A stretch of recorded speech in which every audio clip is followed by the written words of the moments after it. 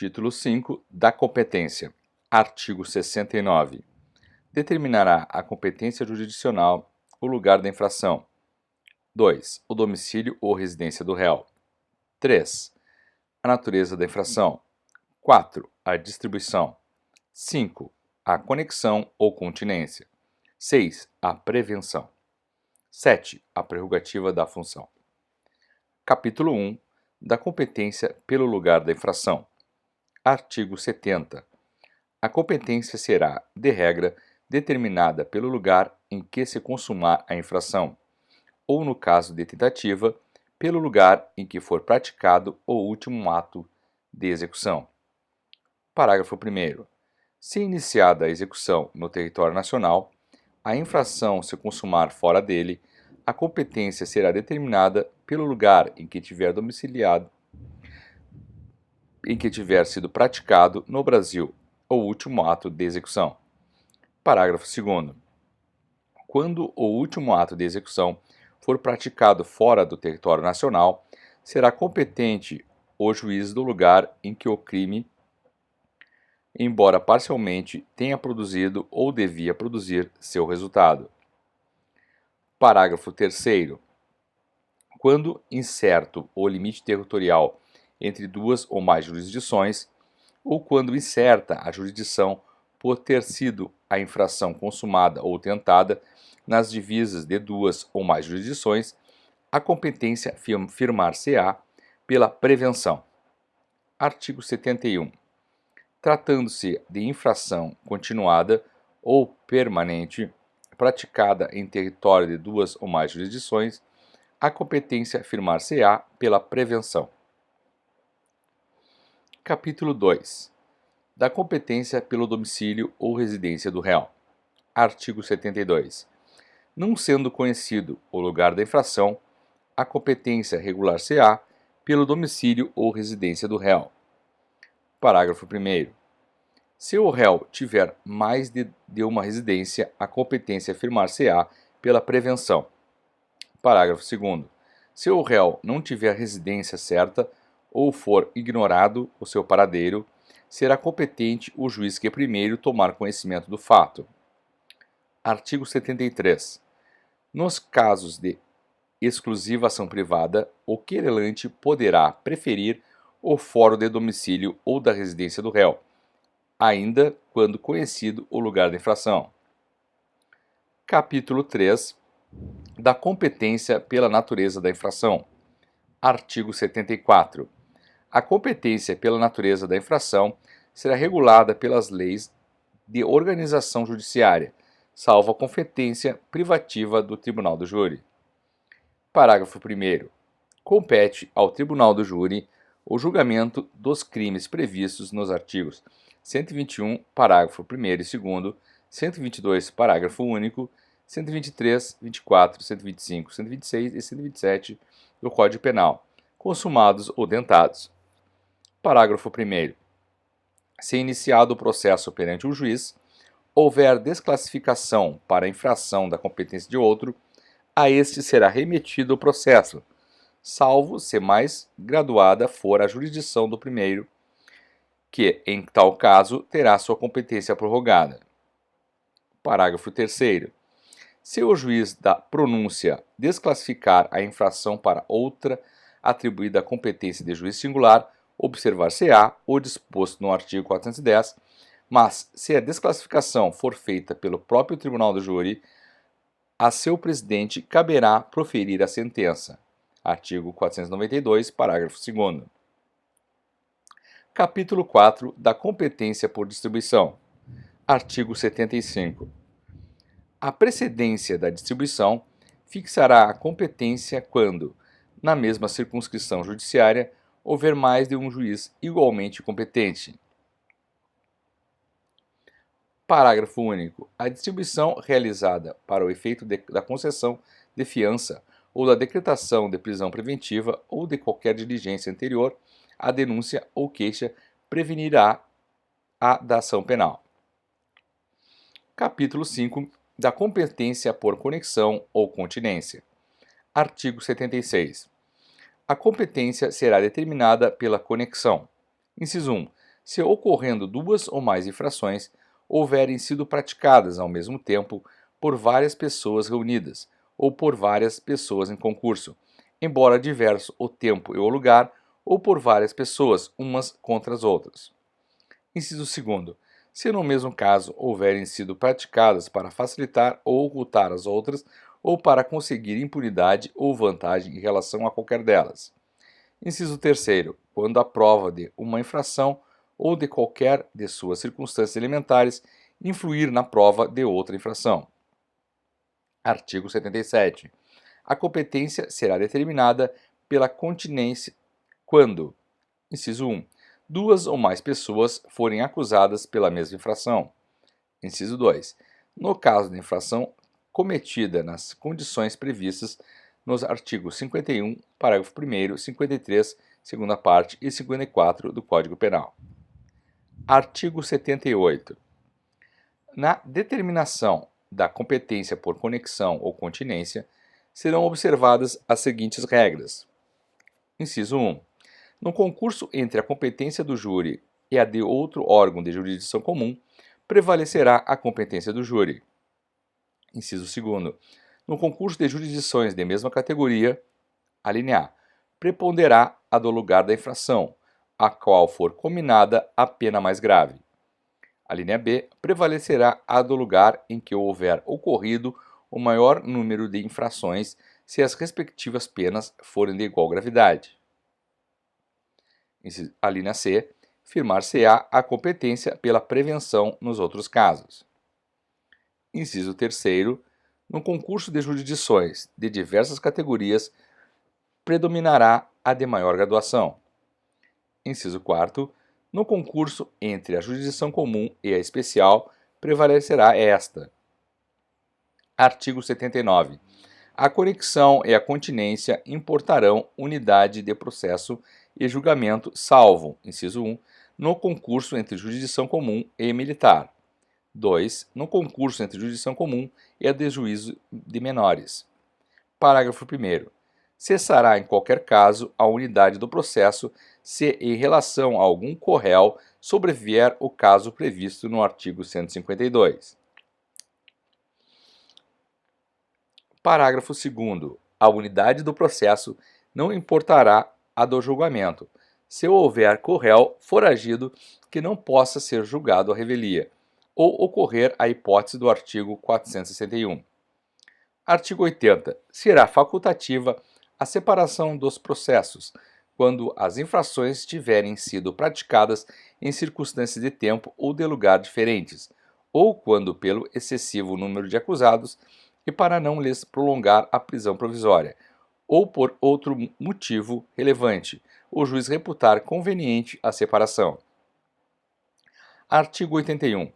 Verificada a reunião dos processos por conexão ou continência, ainda que no processo da sua competência própria, venha o juiz ou o tribunal a proferir sentença absolutória ou que desclassifique a infração para outra que não se inclua na sua competência, continuará competente em relação aos demais processos. Parágrafo único. Reconhecida inicialmente ao júri a competência por conexão ou continência, o juiz, se vier desclassificar a infração ou impronunciar ou absorver o acusado, de maneira que exclua a competência do júri, remeterá o processo ao juiz competente. Artigo 82. Se não obstante a conexão ou continência forem instaurados processos diferentes, a autoridade de jurisdição prevalente deverá avocar os processos que corram perante os outros juízes, salvo se já estiverem com sentença definitiva. Neste caso, a unidade dos processos só se dará ulteriormente para o efeito de soma ou de unificação das penas. Capítulo 6 da competência por prevenção. Artigo 83.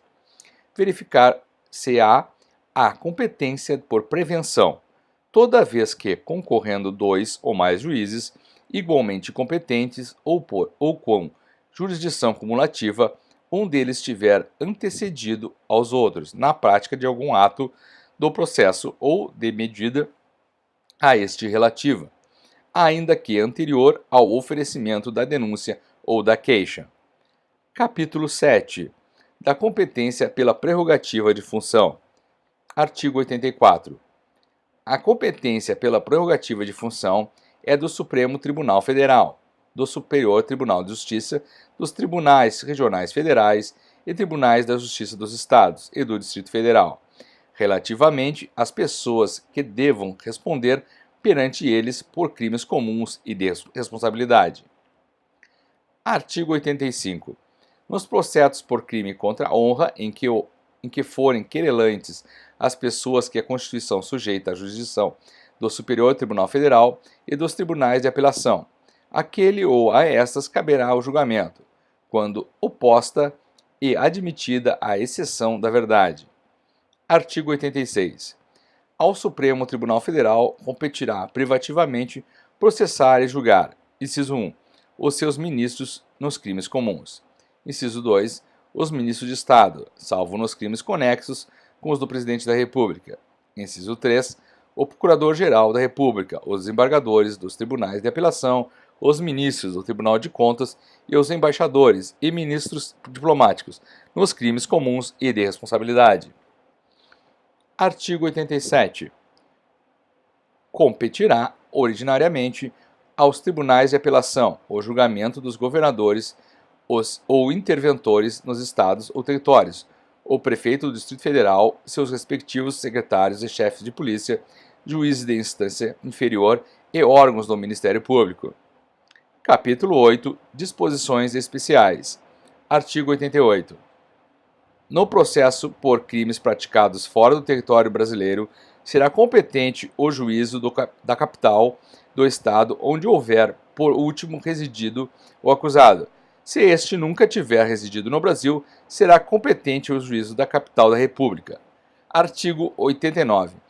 Os crimes cometidos em qualquer embarcação nas águas territoriais da República ou nos rios e lagos fronteiriços, bem como a bordo de embarcações nacionais em alto mar, serão processados e julgados pela Justiça do primeiro porto brasileiro em que tocar a embarcação, após o crime, ou, quando se afastar do país, pela do último em que houver tocado. Artigo 90. Os crimes praticados a bordo de aeronave nacional, dentro do espaço aéreo correspondente ao território brasileiro ou em alto mar, ou a bordo de aeronave estrangeira, dentro do espaço aéreo correspondente ao território nacional, serão processados e julgados pela Justiça da comarca em cujo território se verificar o pouso após o crime, ou pela da comarca onde houver partido a aeronave.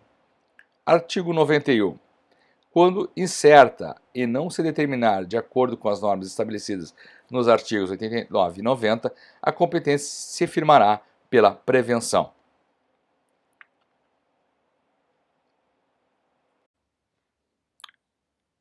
Título 6. Das questões e processos incidentes. Capítulo 1. Das questões prejudiciais. Artigo 92. Se a decisão sobre a existência da infração depender da solução de controvérsia, que o juiz repute séria e fundada, sobre o estado civil das pessoas, o curso da ação penal ficará suspenso até que no juízo civil seja a controvérsia dirimida por sentença passada em julgado, sem prejuízo, entretanto, da inquirição das testemunhas e de outras provas de natureza urgente. Parágrafo único. Se for o crime de ação pública, o Ministério Público, quando necessário, promoverá ação civil ou prosseguirá na que tiver sido iniciada, com a citação dos interessados. Artigo 93. Se o reconhecimento da existência da infração penal depender da decisão sobre questão diversa da prevista no artigo anterior, da competência do juízo civil, e se neste houver sido proposta a ação para resolvê-la, o juiz criminal poderá, desde que esta questão seja de difícil solução e não verse sobre direito cuja prova a lei civil limite, suspender o curso do processo, após a inquirição das testemunhas e realização das outras provas de natureza urgente. Parágrafo 1º. O juiz marcará o prazo da suspensão, que poderá ser razoavelmente prorrogado, se a demora não for imputável à parte, Expirado o prazo, sem que o juiz civil tenha proferido decisão, o juiz criminal fará prosseguir o processo, retomando sua competência para resolver de fato e de direito toda a matéria da acusação ou da defesa. Parágrafo 2º. Do despacho que denegar a suspensão, não caberá recurso. Parágrafo 3º. Suspenso o processo e tratando-se de crime de ação pública, incumbirá ao Ministério Público intervir imediatamente na causa civil, para o fim de promover-lhe o rápido andamento. Artigo 94. A suspensão do curso da ação penal, nos casos dos artigos anteriores, será decretada pelo juiz de ofício ou a requerimento das partes. Capítulo 2 das exceções. Artigo 95. Poderão ser opostas às exceções de: inciso 1, suspeição; 2, incompetência de juízo; 3, litispendência; 4, legitimidade da parte; 5, coisa julgada. Artigo 96. A arguição de suspeição precederá a qualquer outra, salvo quando fundada em motivo superveniente. Artigo 97. O juiz que espontaneamente afirmar suspeição deverá fazê-lo por escrito, declarando o motivo legal, e remeterá imediatamente o processo ao seu substituto, intimadas as partes. Artigo 98. Quando qualquer das partes pretender recusar o juiz, deverá fazê-lo em petição assinada por ela própria ou por procurador com poderes especiais, aduzindo as suas razões acompanhadas de prova documental ou do rol de testemunhas. Artigo 99. Se reconhecer a suspeição, o juiz sustará a marcha do processo, mandará juntar aos autos a petição do recusante com os documentos que a instruam e por despacho se declarará suspeito, ordenando a remessa dos autos ao substituto. Artigo 100. Não aceitando a suspeição, o juiz mandará autuar em apartado a petição. Dará sua resposta dentro de 3 dias, podendo instruí-la e oferecer testemunhas. Em seguida determinará que sejam os autos da exceção emitidos dentro de 24 horas ao juiz ou tribunal a quem competir o julgamento. Parágrafo 1º. Reconhecida preliminarmente a relevância da arguição, o juiz ou tribunal, com citação das partes, marcará dia e hora para a inquirição das testemunhas, seguindo-se o julgamento independentemente de mais alegações. Parágrafo 2º. Se a suspeição for de manifesta improcedência, o juiz ou relator a rejeitará liminarmente. Artigo 101. Julgada procedente a suspeição, ficarão nulos os atos do processo principal, pagando o juiz as custas, no caso de erro inexcusável. Rejeitada, evidenciando-se a malícia do recipiente, a este será imposta a multa de R$ 200.000 a 2 contos de réis. Artigo 102. Quando a parte contrária reconhecer a procedência da arguição, poderá ser sustado a seu requerimento ou processo principal, até que se julgue o incidente de suspeição. Artigo 103. O Supremo Tribunal Federal e nos tribunais de apelação, o juiz que se julgar suspeito deverá declarar nos autos e, se for revisor, passar o feito ao seu substituto na ordem de precedência, ou, se for relator, apresentar os autos em mesa para nova distribuição. Parágrafo 1º.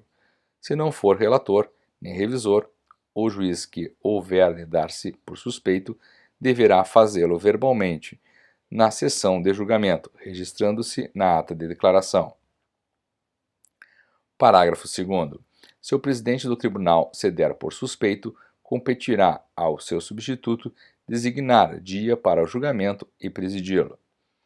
Parágrafo 3º. Observar-se-á, quanto à arguição de suspeição pela parte, o disposto nos artigos 98 a 101, no que lhe for aplicável, atendido seu juiz a reconhecer o que estabelece neste artigo. Parágrafo 4º. A suspeição, não sendo reconhecida, será julgada pelo Tribunal Pleno, funcionando como relator ou presidente. Parágrafo 5º. Se o recusado for o presidente do tribunal, o relator será o vice-presidente. Artigo 104. Se for arguida a suspeição do órgão do Ministério Público, o juiz, depois de ouvi-lo, decidirá sem recurso, podendo antes admitir a produção de provas no prazo de 3 dias. Artigo 105. As partes poderão também arguir de suspeitos os peritos, os intérpretes e os serventuários ou funcionários da Justiça, decidindo o juiz de plano e sem recurso, à vista da matéria alegada e prova imediata. Artigo 106. A suspeição dos jurados deverá ser arguida oralmente, decidindo de plano do presidente do tribunal do júri, que a rejeitará se negada pelo recusado não for imediatamente comprovada, o que tudo constará da ata. Artigo 107. Não se poderá opor suspeição às autoridades policiais nos atos do inquérito, mas deverão elas declarar-se suspeitas quando ocorrer motivo legal. Artigo 108. A exceção de incompetência do juízo poderá ser oposta verbalmente ou por escrito, no prazo de defesa. Parágrafo 1º. Se ouvido o Ministério Público, for aceita a declinatória, o feito será remetido ao juízo competente, onde, ratificados os atos anteriores, o processo prosseguirá. Parágrafo 2º. Recusada a incompetência, o juízo continuará no feito, fazendo tomar por termo a declinatória se formulada verbalmente. Artigo 109. Se em qualquer fase do processo o juiz reconhecer motivo que o torne incompetente, declará-lo nos autos, haja ou não alegação da parte, prosseguindo-se na forma do artigo anterior. Artigo 110. Nas exceções de litispendência e legitimidade de parte e coisa julgada, será observado, no que lhes for aplicável, o disposto sobre a exceção de incompetência do juízo. Parágrafo 1º. Se a parte houver de opor mais de uma dessas exceções, deverá fazê-lo numa só petição ou articulada. Parágrafo 2º. A exceção de coisa julgada somente poderá ser oposta em relação ao fato principal, que tiver sido objeto da sentença. Artigo 111. As exceções serão processadas em autos apartados e não suspenderão, em regra, o andamento da ação penal. Capítulo 3 das incompatibilidades e impedimentos. Artigo 112. O juiz, ou órgão do Ministério Público, os serventuários ou funcionários da Justiça e os peritos ou intérpretes abster-se-ão de servir no processo, quando houver incompatibilidade ou impedimento legal, que declararão nos autos. Se não se der a abstenção, a incompatibilidade ou impedimento poderá ser arguido pelas partes, seguindo-se o processo estabelecido para exceção de suspeição. Capítulo 4 do conflito de jurisdição. Artigo 113. As questões atinentes à competência resolver-se-ão não só pela exceção própria, como também pelo conflito positivo ou negativo de jurisdição. Artigo 114. Haverá conflito de jurisdição. Inciso 1. Quando duas ou mais autoridades judiciárias se considerarem competentes ou incompetentes para conhecer do mesmo fato criminoso. Inciso 2º. Quando entre elas surgir controvérsia sobre unidade de juízo, junção ou separação de processos. Artigo 115. O conflito poderá ser suscitado, inciso 1, pela parte interessada, inciso 2, pelos órgãos do Ministério Público, junto a qualquer dos juízos em dissídio. Inciso 3, por qualquer dos juízes ou tribunais em causa. Artigo 116. Os juízes e tribunais, sobre a forma de representação, e a parte interessada, sob a de requerimento, darão parte escrita e circunstanciada do conflito, perante o tribunal competente, expondo os fundamentos e juntando os documentos comprobatórios. Parágrafo 1º. Quando negativo o conflito, Os juízes e tribunais poderão suscitá-lo nos próprios autos do processo. Parágrafo 2º. Distribuído o feito, se o conflito for positivo, o relator poderá determinar imediatamente que se suspenda o andamento do processo. Parágrafo 3º. Expedida ou não a ordem de suspensão, o relator requisitará informações às autoridades em conflito, remetendo-lhes cópia do requerimento ou representação. Parágrafo 4º. As informações serão prestadas no prazo marcado pelo relator. Parágrafo 5º. Recebida as informações e depois de ouvido o Procurador-Geral, o conflito será decidido na primeira sessão, salvo se a instrução do feito depender de diligência. Parágrafo 6º. Proferida a decisão, as cópias necessárias serão remetidas para a sua execução às autoridades contra as quais tiver sido levantado o conflito ou que o houverem suscitado. Artigo 117. O Supremo Tribunal Federal, mediante avocatória, restabelecerá a sua jurisdição sempre que exercida por qualquer dos juízes ou tribunais inferiores. Capítulo 5. Da restituição das coisas apreendidas. Artigo 118. Antes de transitar em julgado a sentença final, as coisas apreendidas não poderão ser restituídas enquanto interessarem ao processo. Artigo 119. As coisas a que se referem aos artigos 74 e 100 do Código Penal não poderão ser restituídas, mesmo depois de transitar em julgado a sentença final, salvo se pertencerem ao lesado ou a terceiro de boa-fé. Artigo 120. A restituição, quando cabível, poderá ser ordenada pela autoridade policial ou juiz, mediante termo nos autos, desde que não exista dúvida quanto ao direito do reclamante. Parágrafo 1º. Se duvidoso esse direito, o pedido de restituição autuar-se-á em apartado, assinando-se ao requerente o prazo de 5 dias para a prova. Em tal caso, o juiz criminal poderá decidir o incidente. Parágrafo 2º.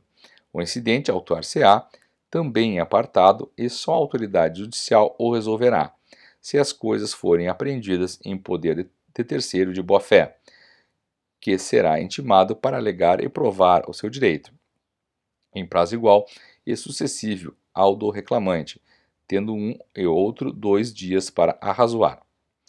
Parágrafo 3º. Sendo o pedido de restituição, será sempre ouvido o Ministério Público. Parágrafo 4º. Em caso de dúvida sobre quem seja o verdadeiro dono, o juiz remeterá as partes para o juízo civil, ordenando o depósito das coisas em mãos de depositário ou do próprio terceiro que os detinha, se for pessoa idônea. Parágrafo 5º. Tratando-se de coisas facilmente deterioráveis, serão avaliadas e levadas a leilão público, depositando seu dinheiro apurado, e entregues ao terceiro que a detinha, se este for pessoa idônea, e assinar termo de responsabilidade. Artigo 121. No caso de apreensão de coisa adquirida com os proventos da infração, aplica-se o disposto no artigo 133 e seu parágrafo. Artigo 122. Sem prejuízo do disposto nos artigos 120 e 133, decorrido o prazo de 90 dias após transitar em julgado a sentença condenatória, o juiz decretará, se for caso, a perda em favor da União das coisas apreendidas, artigo 74, 2 A e B do Código Penal, e ordenará que sejam vendidas em leilão público. Parágrafo único. Do dinheiro apurado será recolhido ao Tesouro Nacional o que não couber ao lesado ou a terceiro de boa-fé. Artigo 123. Fora dos casos previstos nos artigos anteriores, se dentro do prazo de 90 dias, a contar da data em que transitar em julgado a sentença final, condenatória ou absolutória, os objetos apreendidos não forem reclamados ou não pertencerem ao réu, serão vendidos em leilão, depositando-se o saldo à disposição do juízo de ausentes. Artigo 124. Os instrumentos do crime, cuja perda em favor da União for decretada, e as coisas confiscadas, de acordo com o disposto no artigo 100 do Código Penal, serão inutilizados ou recolhidos a museu criminal, se houver interesse na sua conservação. Capítulo 6 das medidas assecuratórias. Artigo 125. Caberá o sequestro dos bens imóveis adquiridos pelo indiciado com os proventos da infração, ainda que já tenham sido transferidos a terceiro. Artigo 126. Caberá o sequestro dos bens imóveis adquiridos pelo indiciado com os proventos da infração, ainda que já tenham sido transferidos a terceiro. Artigo 26. Para a decretação do sequestro, bastará a existência de indícios veementes da proveniência ilícita dos bens. Artigo 127. O juiz de ofício, a requerimento do Ministério Público ou do ofendido, ou mediante representação da autoridade policial, poderá ordenar o sequestro em qualquer fase do processo, ou ainda antes de oferecida a denúncia ou queixa. Artigo 128. Realizado o sequestro, o juiz ordenará a sua inscrição no registro de imóveis. Artigo 129. O sequestro autuar-se-á em apartado e admitirá embargos de terceiro. Artigo 130. O sequestro poderá ainda ser embargado. Inciso 1. Pelo acusado, sob o fundamento de não terem os bens sido adquiridos com os proventos da infração. Inciso 2. Pelo terceiro, a quem houverem os bens sido transferidos a título oneroso sobre o fundamento de tê-los adquiridos de boa-fé. Parágrafo único. Não poderá ser pronunciada decisão nesses embargos antes de passar em julgado a sentença condenatória. Artigo 131. O sequestro será levantado. Inciso 1. Se a ação penal não for intentada no prazo de 60 dias, contado da data em que ficar concluída a diligência. Inciso 2. Se o terceiro a quem tiverem sido transferidos os bens prestar caução que assegure a aplicação do disposto no artigo 74, inciso 2b, segunda parte do Código Penal. Inciso 3. Se for julgada extinta a punibilidade ou absolvido o réu, por natureza transitada em julgado. Artigo 132. Proceder-se-á ao sequestro dos bens móveis se verificadas as condições previstas no artigo 126, não for cabível a medida regulada no capítulo 11 do título 7 deste livro. Artigo 133. Transitada em julgado a sentença condenatória, o juiz de ofício ou a requerimento do interessado determinará a avaliação e a venda dos bens em leilão público. Parágrafo único. Do dinheiro apurado será recolhido ao Tesouro Nacional o que não couber ao lesado ou a terceiro de boa-fé. Artigo 134. A hipoteca legal sobre os imóveis do indiciado poderá ser requerida pelo ofendido em qualquer fase do processo, desde que haja certeza da infração e indícios suficientes da autoria. Artigo 135. Pedida a especialização mediante requerimento em que a parte estimará o valor da responsabilidade civil e designará e estimará o imóvel ou imóveis que terão de ficar especialmente hipotecados. O juiz mandará logo proceder ao arbitramento do valor da responsabilidade e a avaliação do imóvel ou imóveis. Parágrafo 1º. A petição será instruída com as provas ou indicação das provas em que se fundar a estimação da responsabilidade com a relação dos imóveis que o responsável possuir, se outros tiver, além dos indicados no requerimento, e com os documentos comprobatórios do domínio. Parágrafo 2º. O arbitramento do valor da responsabilidade e a avaliação dos imóveis designados far-se-ão por perito nomeado pelo juiz, onde não houver avaliador judicial, sendo-lhe facultada a consulta dos autos do processo respectivo. Parágrafo 3º. O juiz, ouvidas as partes no prazo de 2 dias que correrá em cartório, poderá corrigir o arbitramento do valor da responsabilidade, se lhe parecer excessivo ou deficiente. Parágrafo 4º. O juiz autorizará somente a inscrição da hipoteca do imóvel ou imóveis necessários à garantia da responsabilidade. Parágrafo 5º. O valor da responsabilidade será liquidado definitivamente após a condenação, podendo ser requerido novo arbitramento se qualquer das partes não se conformar com o arbitramento anterior à sentença condenatória. Parágrafo 6º. Se o réu oferecer caução suficiente em dinheiro ou em título da dívida pública pelo valor de sua cotação em bolsa, o juiz poderá deixar de mandar proceder à inscrição da hipoteca legal. Artigo 136. O arresto do imóvel poderá ser decretado de início, revogando-se, porém, se o prazo de 15 dias não for promovido o processo de inscrição da hipoteca legal. Artigo 137. Se o responsável não possuir bens imóveis ou os possuir de valor insuficiente, poderão ser arrestados bens imóveis suscetíveis de penhora, nos termos em que é facultada a hipoteca legal dos imóveis. Parágrafo 1º. Se esses bens forem coisas fungíveis e facilmente deterioráveis, proceder-se-á na forma do parágrafo 5º do artigo 120. Parágrafo 2º. Das rendas dos bens móveis poderão ser fornecidos recursos arbitrados pelo juiz para a manutenção do indiciado e de sua família. Artigo 138. O processo de especialização da hipoteca e do arresto correrão em auto apartado. Artigo 139. O depósito e a administração dos bens arrestados ficarão sujeitos ao regime do processo civil. Artigo 140. As garantias do ressarcimento do dano alcançarão também as despesas processuais e as penas pecuniárias, tendo preferência sobre estas a reparação do dano ao ofendido. Artigo 141. O arresto será levantado ou cancelada a hipoteca, se por sentença irrecorrível o réu for absolvido ou julgada extinta a punibilidade. Artigo 142.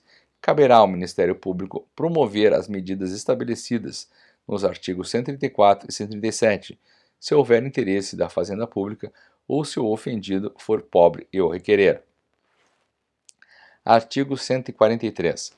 Passando em julgado a sentença condenatória, serão os autos de hipoteca ou arresto remetidos ao juiz do cível. Artigo 144. Os interessados ou, nos casos do artigo 142, o Ministério Público, poderão requerer no juízo cível, contra o responsável cível, as medidas previstas nos artigos 134 e 136 e 137. Artigo 144-A. O juiz determinará a alienação antecipada para preservação do valor dos bens, sempre que estiverem sujeitos a qualquer grau de deterioração ou depreciação, ou quando houver dificuldade para sua manutenção. Parágrafo 1º. O leilão far-se-á preferencialmente por meio eletrônico. Parágrafo 2º. Os bens deverão ser vendidos pelo valor fixado na avaliação judicial, ou por valor maior. Não alcançado o valor estipulado pela administração judicial, será realizado novo leilão em até 10 dias, contado da realização do primeiro, podendo os bens ser alienados por valor não inferior a 80%. Do estipulado na avaliação judicial. Parágrafo 3º. O produto da alienação ficará depositado em conta vinculada ao juízo, até a decisão final do processo, procedendo-se à sua conversão em renda para a União, Estado ou Distrito Federal, no caso da condenação ou no caso de absolvição, a sua devolução ao acusado. Parágrafo 4º. Quando a indisponibilidade recair sobre dinheiro, inclusive moeda estrangeira, títulos, valores mobiliários ou cheques emitidos como ordem de pagamento, o juízo determinará a conversão do numerário apreendido em moeda nacional corrente e o depósito das correspondências quantias em conta judicial. Parágrafo 5º. No caso de alienação de veículos, embarcações ou aeronaves, o juiz ordenará à autoridade de trânsito ou ao equivalente órgão de registro e controle a expedição de certificado de registro e licenciamento em favor do arrematante, ficando este livre do pagamento de multas, encargos, tributos anteriores, sem prejuízo de execução fiscal em relação ao antigo proprietário. Parágrafo 6º. O valor dos títulos da dívida pública, das ações das sociedades e dos títulos de crédito negociáveis em bolsa será o da cotação oficial do dia, aprovada por certidão ou publicação de órgão oficial. Capítulo 7. Do incidente de falsidade. Artigo 145. Arguida por escrito a falsidade do documento constante dos autos, o juiz observará o seguinte processo. Inciso 1. Mandará autuar em apartado a impugnação e em seguida ouvirá a parte contrária, que no prazo de 48 horas oferecerá a resposta. Inciso 2. Assinará ao prazo de 3 dias sucessivamente a cada uma das partes para a prova de suas alegações. Inciso 3. Concluídos os autos, poderá ordenar as diligências que entender necessárias. Inciso 4. Se reconhecida a falsidade por decisão irrecorrível, mandará desentranhar o documento e remetê-lo com os autos do processo incidente ao Ministério Público. Artigo 146. A arguição de falsidade feita por procurador exige poderes especiais. Artigo 147. O juiz poderá de ofício proceder à verificação da falsidade. Artigo 148. Qualquer que seja a decisão, não fará coisa julgada em prejuízo de ulterior processo penal ou civil. Capítulo 8. Da insanidade mental do acusado. Artigo 149. Quando houver dúvida sobre a integridade mental do acusado, o juiz ordenará de ofício ou a requerimento do Ministério Público, do defensor, do curador, do ascendente, descendente, irmão ou cônjuge do acusado, que seja submetido a exame médico legal. Parágrafo 1º. O exame poderá ser ordenado ainda na fase do inquérito, mediante representação da autoridade policial ao juiz competente. Parágrafo 2º. O juiz nomeará curador ao acusado quando determinar o exame, ficando suspenso o processo, seja iniciada a ação penal, salvo quanto às diligências que possam ser prejudicadas pelo adiamento. Artigo 150. Para o efeito do exame, o acusado, se estiver preso, será internado em manicômio judiciário, onde houver, ou, se estiver solto e o requererem os peritos, em estabelecimento adequado que o juiz designar. Parágrafo 1º. O exame não durará mais que 45 dias, salvo se os peritos demonstrarem a necessidade de maior prazo. Parágrafo 2º. Se não houver prejuízo para a marcha do processo, o juiz poderá autorizar sejam os autos entregues aos peritos para facilitar o exame. Artigo 151. Se os peritos concluírem que o caso era ao tempo da infração irresponsável, nos termos do artigo 22 do Código Penal, o processo prosseguirá com a presença do curador. Artigo 152. Se verificar que a doença mental sobreveio à infração, o processo continuará suspenso até que o acusado se estabeleça, observado o parágrafo 2º do artigo 149. Parágrafo 1º. O juiz poderá, neste caso, ordenar a internação do acusado em manicômio judiciário ou em outro estabelecimento adequado. Parágrafo 2º. O processo retomará o seu curso desde que se restabeleça o acusado, ficando-se assegurada a faculdade de reinquirir as testemunhas que houverem prestado depoimento sem a sua presença. Artigo 153. O incidente da insanidade mental processar-se-á em auto apartado, que só depois de apresentação do laudo será apenso ao processo inicial. Artigo 154. Se a insanidade mental sobrevier no curso da execução da pena, observar-se-á o disposto no artigo 682.